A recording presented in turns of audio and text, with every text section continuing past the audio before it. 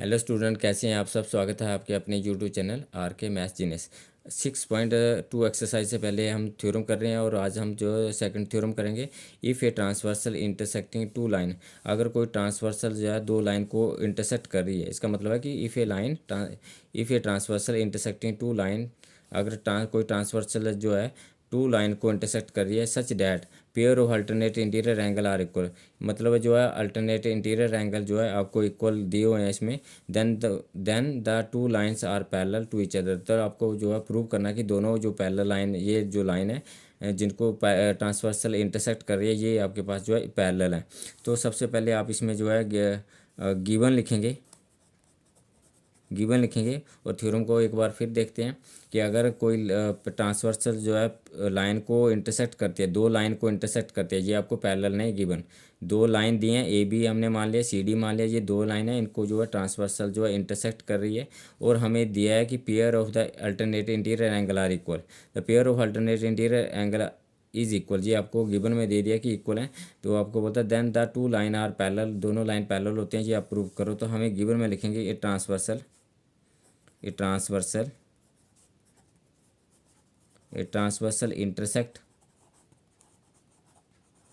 intersect line AB and CD, line जिसका नाम दिया हमने AB, दूसरे का नाम दिया CD, at P and Q such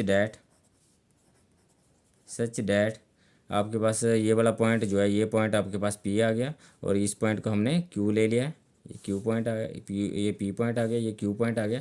such that interior angle are equal, मतलब angle 1 is equal to angle 2, angle 1 is equal to angle 2 and angle 3 is equal to angle 4, angle 3 is equal to angle 4। ये आपको जो है इसने given में जो है equal दे दिया कि इंटीरियर एंगल इक्वल है। तो देन आप क्या प्रूव करो, टू प्रूव क्या पूछ रहा है हमसे, ये प्रूव करने को पूछ रहा है। तब आप प्रूव करो कि A B parallel to C D है, ये लाइन पैरेलल नहीं है, आपको जो पैरेलल जो है प्रूव करनी है, आपको जो अल्टरनेट इंटीरियर एंगल इक्वल दिए हुए हैं। तो ये आपके पास टू प्रूव करना है, A B is equal to C D. तो हमने प्रूफ से स्टार्ट करेंगे, तो प्रूफ हमारा क्या होता है, उत्पत्ति होता है, जहाँ से हमने इसको स्टार्ट करना है। तो प्रूफ में क्या लिखेंगे हम, प्रूफ में हम लिखेंगे आपके पास जो है, आपके पास angle 1 is equal to angle 2 के इक्वल दिया हुआ है, angle 1 is equal to angle 2 के इक्वल दिया हुआ, क्योंकि ये आपके पास जो है इक्वेशन नंबर आप फर्स्ट ले लेंगे। और क्यों, क्योंकि ये गिवन में दिया हुआ है, आपको जो है आपको ये गिवन में दिया हुआ है, angle 1 is equal to angle जो है 2 के इक्वल दिया हुआ। और यहाँ से आपके पास क्या है, एंगल जो है बट एंगल जो है एंगल 5, आपके पास एंगल 5 है, angle 5 is equal to angle क्या है, 2 है, angle 5 is equal to angle 2 आ गया। ये हमारी सेकंड इक्वेशन आ गई। एंगल 5 जो एंगल 2 के क्यों इक्वल है, क्योंकि ये एक ही पॉइंट पे एंगल है और ये वर्टिकली ऑपोजिट एंगल है।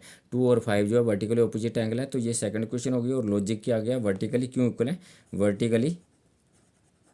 Vertically opposite angle, vertically opposite angle इसलिए इक्वल है। अगर हमें फर्स्ट और सेकंड को कंपेयर करें, तो ये इसका एंगल 2 है, ये भी एंगल 2 है, मतलब राइट हैंड साइड इसकी इक्वल है, तो लेफ्ट हैंड साइड भी इक्वल होगी।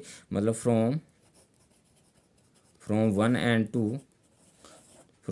2 से हमें क्या मिला, angle 1 is equal to angle 5 के इक्वल है, angle 1 is equal to angle 5 के इक्वल है। अगर 1 और 5 के इक्वल है, एंगल 1 ये है और एंगल 5 ये है, तो एंगल 1 जो है कोरस्पॉन्डिंग, एंगल 1 और 5 जो है कैसे एंगल है, ये कोरस्पॉन्डिंग एंगल है, क्योंकि ये लाइन के एक ही साइड आ रहे हैं, ये लाइन के एक ही साइड आ रहे हैं, ये भी लाइन के ऊपर है और ये भी लाइन के ऊपर है, तो ये लाइन के एक ही साइड है, तो ये कोरस्पॉन्डिंग एंगल है। तो ये आपके पास इक्वल हो गया। अगर ये कोरस्पॉन्डिंग एंगल इक्वल हो जाते हैं, तो ये लाइंस को हम पैरेलल बोलते हैं।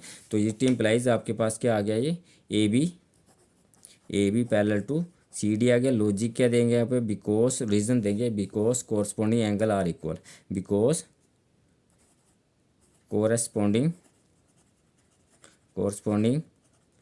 Angle are equal. Corresponding angle अगर इक्वल होंगे तो लाइंस क्या हो जाएंगी, पैरेलल हो जाएंगी। तो ये आपके पास इससे ये प्रूव होता है, कोरस्पॉन्डिंग एंगल इक्वल हो गए तो लाइंस क्या होगी, पैरेलल होगी। तो आपने क्या करा इसमें प्रूव करने के लिए, आपको जो है 1 इक्वल टू 2 के इक्वल गिवन था, क्योंकि ये गिवन में लिया, और 2 एंगल जो है 5 के इक्वल दिया हुआ है। तो आपके पास जो है एंगल इसका जो है टू, एंगल टू है ये आपके पास सेम हो गया, एक साइड जो है सेम होगी तो एंगल वन जो है 5 के इक्वल हो गया।